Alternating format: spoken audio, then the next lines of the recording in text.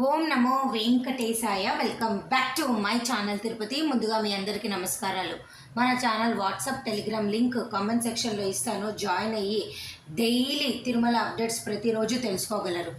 ఇక నిన్న జూన్ 29వ తారీఖున ఉదయం 8 గంటలకు 8,000 ఉచిత సర్వదర్శనం టోకెన్లు, 2,000 శ్రీవారి నడక మార్గం టోకెన్లు ఈరోజు జూన్ 30వ తారీఖు సంబంధించి విడుదల చేశారు. అవన్నీ కూడా నిన్న ఉదయం 9:30 పూర్తిగా అయిపోయాయి. అంటే 1:30 ఈ టోకెన్లన్నీ అయిపోయాయి. ఉచిత సర్వదర్శనం టోకెన్ టైమింగ్స్ అనేవి మార్చడం జరిగింది. తిరుపతిలోని విష్ణు నివాసము, శ్రీనివాసము, భూదేవి కాంప్లెక్స్లో ఈ టోకెన్లు ఇస్తున్నారండి. శ్రీవారి నడక మార్గం టోకెన్లు అయితే అలిపిరి దగ్గర ఉన్నటువంటి భూదేవి కాంప్లెక్స్లో ఇస్తున్నారు. దయచేసి ఇది తెలుసుకొని మీరందరూ రావాలి. ఇక నిన్న జూను 29వ తారీఖున 95,496 మంది స్వామివారిని దర్శనం చేసుకున్నారు. 30,231 మంది తలనీలాలు ఇవ్వడం జరిగింది.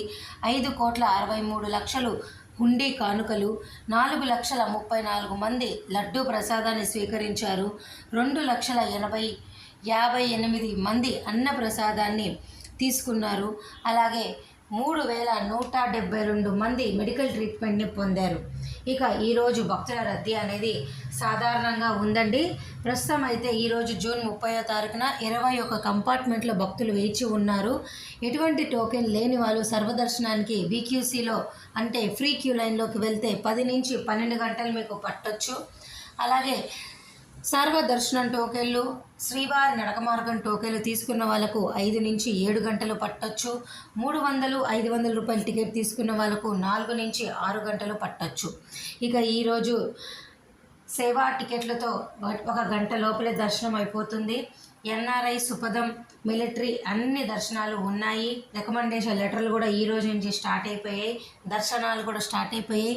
అనగా శ్రీవాణి ట్రస్ట్ ద్వారా 800 టికెట్లు, విఐపి రికమెండేషన్ లెటర్లు కూడా స్టార్ట్ అయిపోయాయి. మీరు అందరూ రావచ్చు. Thank you so much for watching this video. మళ్ళీ కలుద్దాం.